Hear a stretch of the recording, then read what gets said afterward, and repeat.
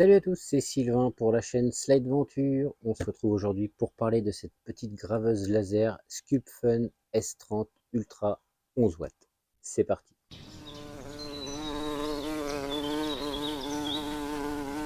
Alors on se retrouve dans cette nouvelle vidéo pour parler de ce petit joujou qui m'a été envoyé par Geekbuying, que je remercie. Ils m'ont contacté pour me proposer d'essayer cette graveuse laser. Alors avant toute chose, je vais te dire que j'y connais rien en graveuse laser. Je m'étais renseigné un peu sur les imprimantes 3D à une époque parce que j'avais des projets avec ça et puis finalement l'idée m'était passée et sur tout ce qui est gravure laser, je suis pas plus renseigné que ça sur le sujet. Donc je vais découvrir avec vous à la fois cette machine et à la fois la gravure laser, éventuellement la découpe. Donc si tu es un peu plus expert que moi dans le domaine et que j'ai dit des bêtises, n'hésite pas bien, à me le dire en commentaire. Donc ce qu'on va faire rapido, c'est que on va se déballer cette petite machine. Je vais vous montrer un petit peu le contenu. Je vais le découvrir avec vous parce que j'ai juste ouvert le carton comme ça. Si tu entends des miaulements, c'est que il y en a une qui est toujours là pour les vidéos. Donc blague à part, j'ai juste ouvert le carton, mais j'ai pas regardé plus que ça à l'intérieur. Donc ce que je vous propose, c'est qu'on se déballe ça très rapidement. Je vais après procéder au montage, je pense, hors caméra, hein. Et puis après, on se fera des essais de gravure et des choses comme ça. On découvrira un petit peu le fonctionnement de la machine ensemble. Allez, c'est parti. Alors, qu'est-ce qu'on a de beau? Donc, sur le dessus, on a deux petites plaques qui semblent être de l'aluminium. Je suppose que c'est pour essai. Et au milieu, un petit contreplaqué qui fait 2 à 3 mm, enfin plutôt 3 que 2 d'ailleurs. Donc, de la mousse. On a un petit livret où il y a différentes langues, a priori pas pour l'assemblage, mais plutôt pour l'utilisation, des choses comme ça. Ah, quoique si, assembler les poutres arrière, etc. Bon, je verrai ça après. Qu'est-ce qu'on a? Le petit boîtier qui va bien, où on a la connexion USB, l'alimentation, un verrouillage par clé, un arrêt d'urgence et les différents câbles que je suppose être pour le laser, les moteurs pas à pas, les choses comme ça. Ici, qu'est-ce que nous avons? Donc, nous avons le laser 24 volts de 11 watts. Ici, un petit cache de protection. Encore de la mousse. Là, on a différentes équerres d'assemblage. On a l'axe ici avec deux moteurs, le support pour le laser.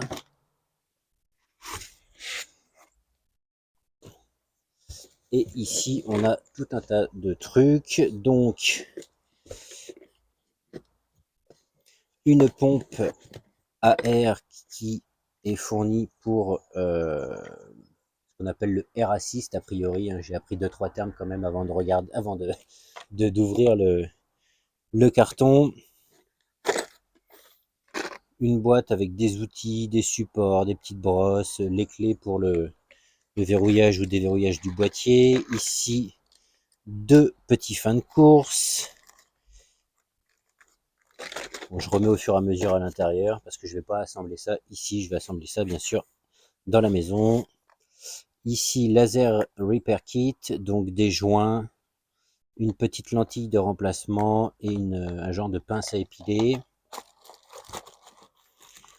Ici, donc, un bloc d'alimentation. Des lunettes de protection. Le câble USB, le tuyau qui va donc de la pompe à air au laser. On verra ça une fois l'assemblage terminé. Des courroies, différents accessoires de montage, des sachets de visserie qui sont numérotés avec ce qu'il y a dedans et les quantités.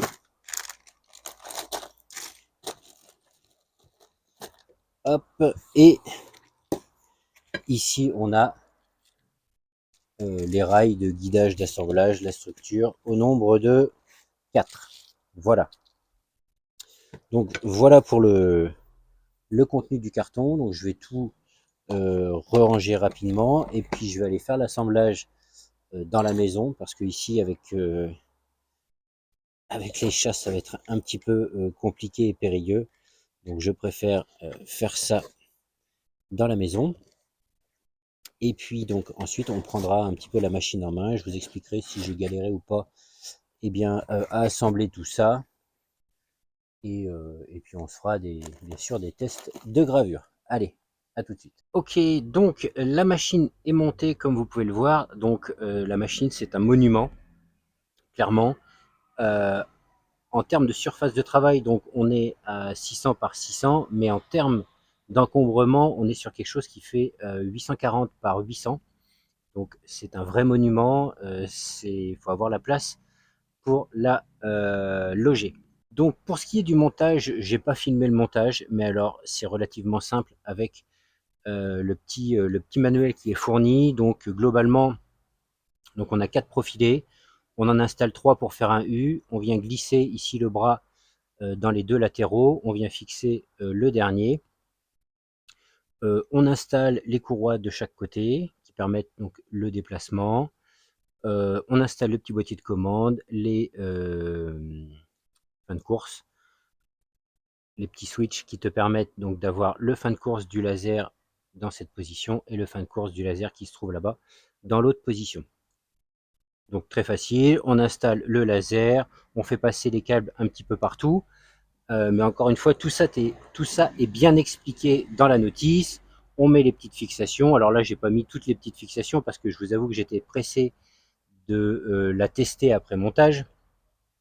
Donc, j'ai pas tout mis. Il va falloir que je termine. Moi, j'ai dû mettre une heure plus ou moins en prenant mon temps. Hein. J'ai pas cherché à aller plus vite que la musique, comme on dit. J'ai pris mon temps tranquillement, une petite heure pour monter ça. Qu'est-ce que je peux dire sur le montage? Voilà, rien de sorcier. Il y a peut-être des axes d'amélioration, je dirais, mais encore une fois, c'est pas une machine, c'est pas le très très haut de gamme de ce qui existe dans les machines laser, mais l'équipement fourni par rapport au prix, c'est très correct.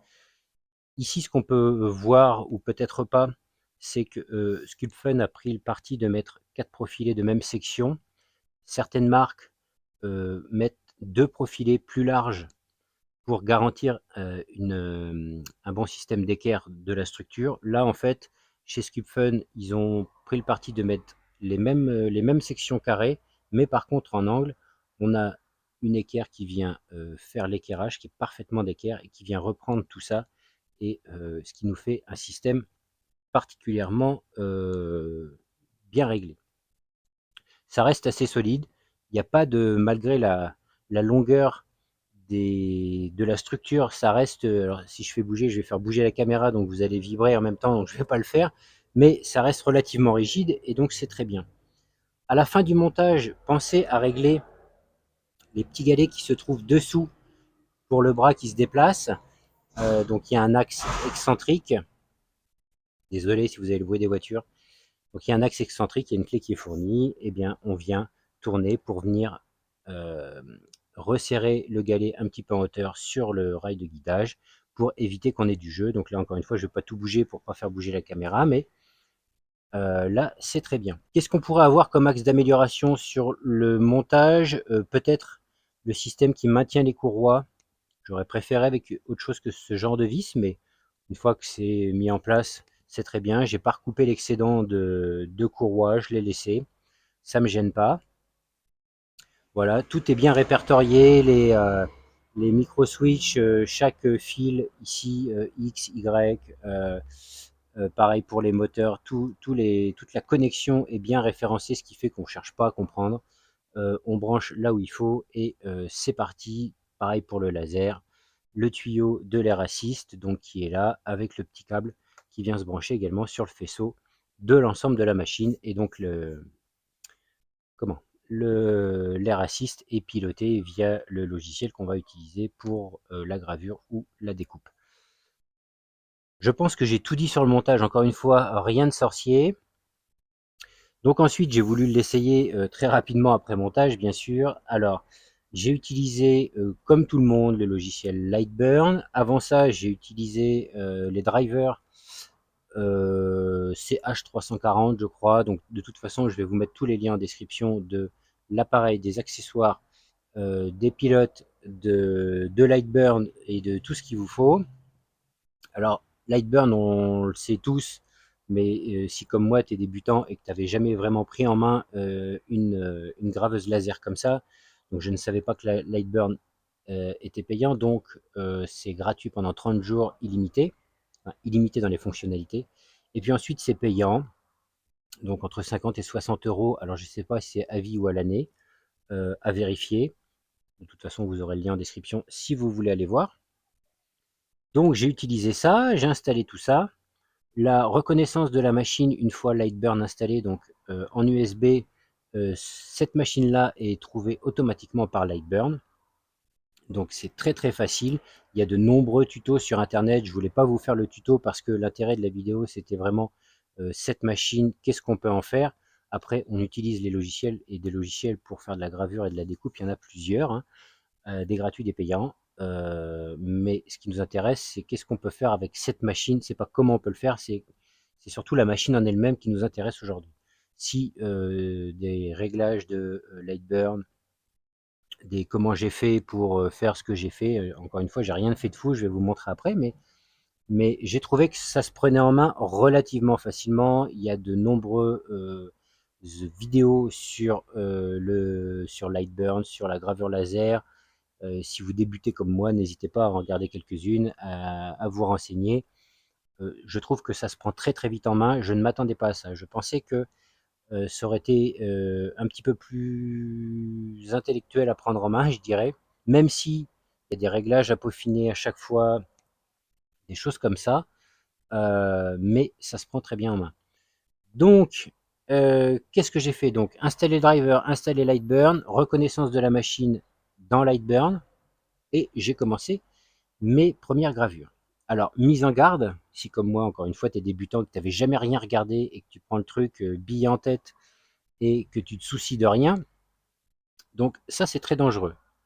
Je m'explique, donc j'ai fait différents essais au départ et j'ai voulu, un petit peu comme ce qu'on voit sur YouTube et ailleurs, j'ai voulu graver sur toile, sauf que, encore une fois, n'ayant pas encore les connaissances et les réglages de puissance et de vitesse, etc., bien acquis, et surtout pour cette matière, j'étais un petit peu trop doucement ou un petit peu trop fort, enfin bon, peu importe, mais et j'avais rien mis dessous, et donc je suis passé au travers de la toile et j'ai été brûler le parquet qui se trouvait dessous, le parquet en bois d'origine de la maison. Donc petite gravure, je m'en suis aperçu très vite, donc j'ai stoppé la gravure. Mais attention, que ce soit pour les yeux, je pense que les lunettes fournies ne sont pas d'extrême qualité, donc attention pour les yeux et attention pour les doigts si vous venez à faire n'importe quoi ou la surface sur laquelle la machine est posée. Euh, Prenez des précautions. Voilà. Maintenant, j'en prends et je fais attention. Comme je le disais, je suis parti un petit peu bille en tête avec des réglages un petit peu approximatifs.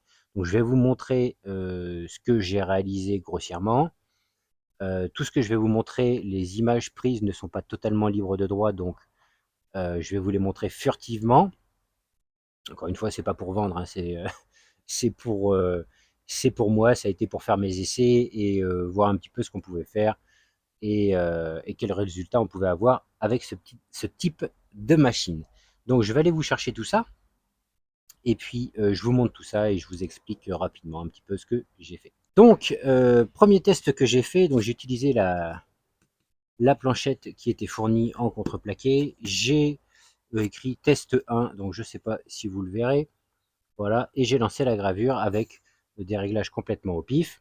Donc je ne sais pas si on le verra bien, je ferai peut-être des plans plus rapprochés. Mais c'était gravé très finement et déjà ça démarrait bien. Ensuite, j'ai été piqué une illustration d'un truc connu par les jeunes, pas trop par moi, mais que je suis venu graver là-dessus. Et ensuite, je suis venu découper donc avec la machine. Donc je sais pas si tu vois, mais je sais pas si tu verras trop le jour, mais j'étais assez impressionné.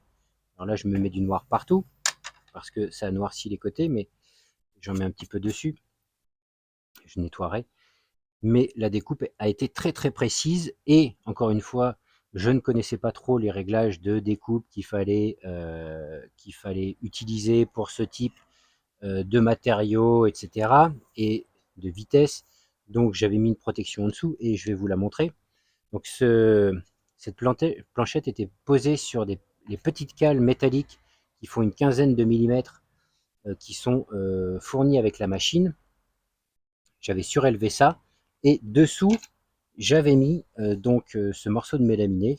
Et là, comme tu peux le voir, le mélaminé, donc le laser est passé au travers du contreplaqué qui doit faire 3 millimètres, les 15 millimètres de vide est passé là. Et là, je peux vous dire que c'est sacrément rentré. En même temps, j'en profite, tu vois, sur le mélaminé blanc, un petit logo de téléphone, vous allez comprendre pourquoi. Parce que au départ, je l'ai fait, là c'est pareil, je vous ferai un plan plus rapproché, mais sur une vieille coque d'un vieux téléphone, j'ai gravé le plastique de cette coque pour voir avec un logo téléphone que j'ai pris pareil sur internet vite fait pour faire un essai. Je vais vous faire un plan et puis ensuite je l'ai gravé donc sur le mélaminé blanc. Je vous ferai des plans de tout ça rapprochés bien sûr.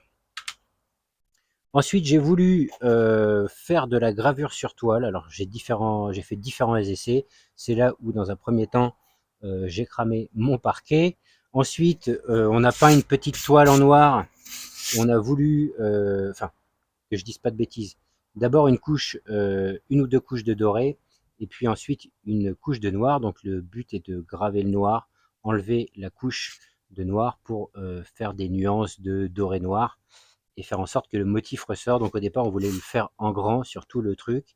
Et puis, encore une fois, les réglages n'étaient pas bons. Donc du coup, on se retrouvait tout blanc. Donc c'est-à-dire qu'on avait mangé à la fois le noir et aussi le doré, mais on avait peint ça au pinceau et le fait de peindre la toile au pinceau, eh bien il y a des endroits où c'est plus ou moins épais en peinture, donc c'est complètement irrégulier, donc vaut mieux faire ça à la bombe.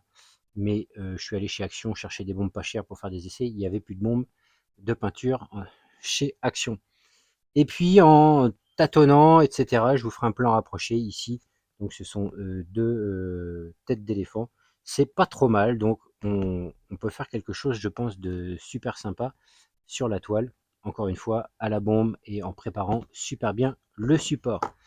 Ensuite, chez Action, j'ai pris des fameux dessous de table à 1,89 € les trois, je crois. Si tu check Etsy, tu verras qu'il y a beaucoup de personnes qui font ça et qui les revendent 7-8 €.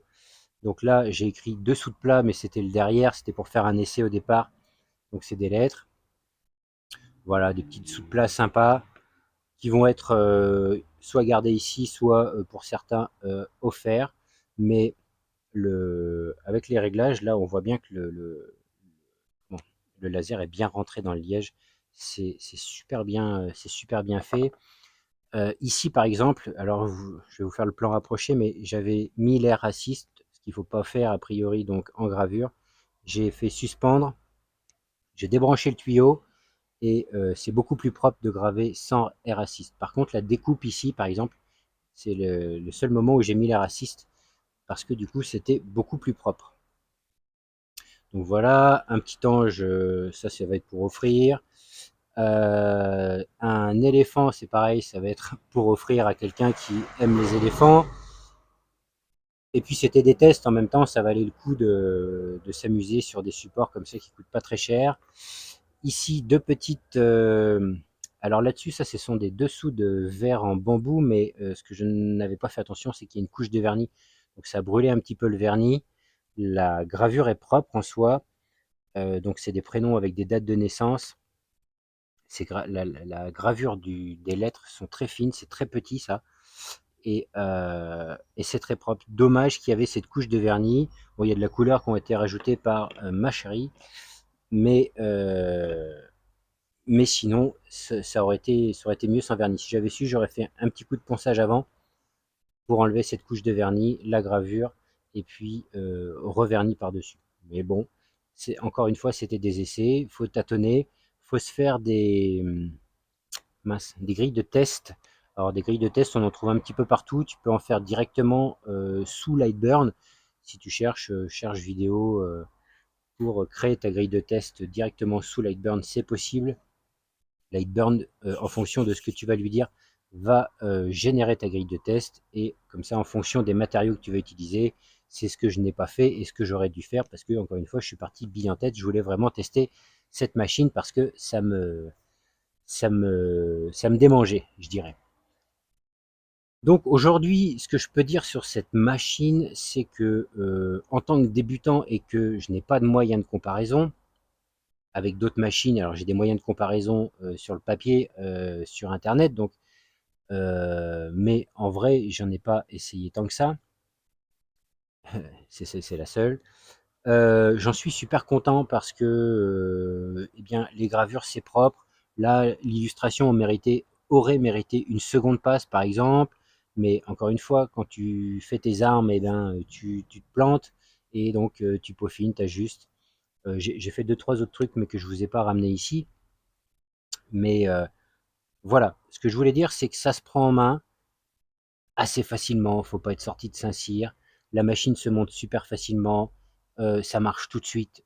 Avec Lightburn, en tout cas, j'ai pas essayé laser GRBL par exemple, mais peut-être que je vais essayer. Enfin, je vais voir parce que j'ai pas encore pris la licence de Lightburn, même s'il y a une méthode archaïque qui te permet de poursuivre la licence. Mais je vous incite pas à ça et je vous donnerai pas la méthode pour le faire. Mais parce que c'est pas une licence de, de fou en termes de prix, et c'est très complet Lightburn. Je suis loin de le maîtriser, donc il y a tellement de réglages, tellement de possibilités. Voilà, c'est pas moi qui vous dirai comment le choper gratos. Mais en termes de machine, ça marche bien. Voilà, clairement ce que je voulais dire. Il y a l'air assist qui est fourni. La structure, encore une fois, c'est robuste. Une fois que tu as réglé ton truc, ça va, ça marche. Euh, alors, on pourrait envisager des axes d'amélioration, bien sûr, mais ça rajouterait du prix à la machine. Cette machine est, si je dis pas de bêtises, donc sur eBuying, entre 4 et 500 euros. Je vais vous afficher le prix exact au moment où je tourne la vidéo. Mais quand tu viens rajouter des choses supplémentaires, forcément, le prix augmente. Donc, moi, je pense que pour le prix aujourd'hui, c'est très correct. Il semblerait, mais ça va être à vérifier, que donc cette machine, si je dis pas de bêtises, existe en, je crois que c'est 3 puissances, 11, 22 et au-delà. Moi, j'ai donc la 11 watts.